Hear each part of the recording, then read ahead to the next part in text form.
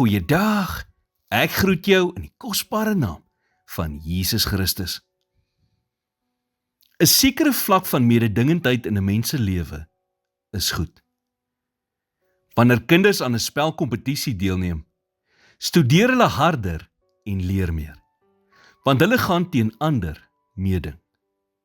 Hulle weet dat hul akademiese vaardigheid uitgedaag gaan word, en daarom maak hulle gereed daarvoor. Ons almal hou daarvan om te wen. Maar wanneer jou mededingendheid jou minder of beter as 'n ander persoon laat voel, het dit te ver gegaan.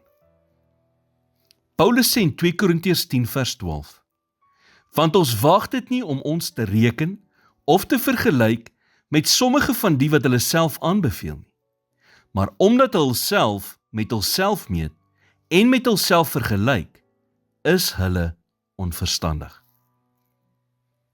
Om sukses in jou lewe akkuraat te evalueer, moet jy eers jou Godgegewe doel verstaan.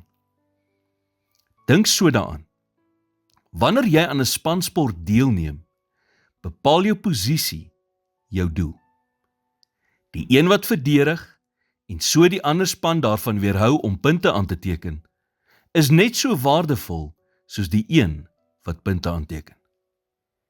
Die een word dalk meer geapplaus as die ander, maar die oorwinning behoort aan almal.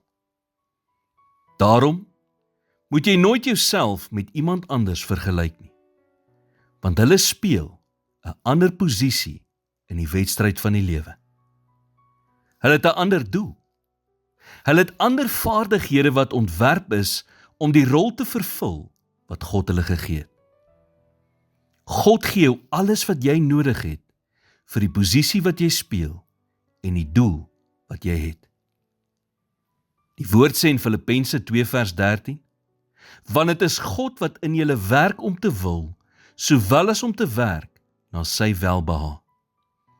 Met ander woorde, dit is God wat ons gewillig en bekwaam maak om sy wil uit te voer. God, wat ander die vermoë gegee het om uit te blink in wat hulle doen, sal dieselfde vir jou doen, wanneer jy leer om op hom te fokus en nie op die mense om jou nie. Here, ek kom vandag voor U en erken dat ek dikwels in die struik trap om my lewe teen die lewens van ander te meet. Vergewe my vir die oomblikke wat ek toelaat dat dit my vreugde steel, jaloeseer my opwek en my laat twyfel aan die pad wat U voor my uitgelê het. In Jesus naam bid ek dit. Amen.